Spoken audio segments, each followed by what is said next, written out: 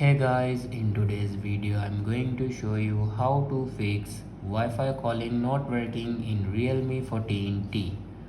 So let's start the video. First of all, open settings. In settings, here you can see the option airplane mode.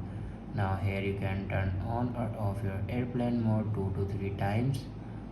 After turn off your airplane mode, then go back and scroll down and click on system and update.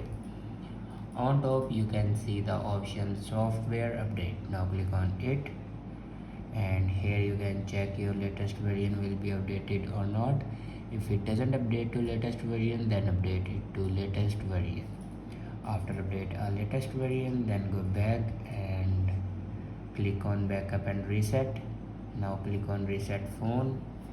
In last you can see the option erase all data. Erase all data basically means factory data reset. It will remove all the data in your device like photos, videos, document, apps, everything will be removed in your device. Now click on erase all data and then enter your password to erase all your data. After erase all the data, then go back to your home screen and restart your device. For restart your device, press and hold power button and then swipe up to restart your device. After doing these steps, your problem will be fixed. I hope this video is helpful for you. Thanks for watching.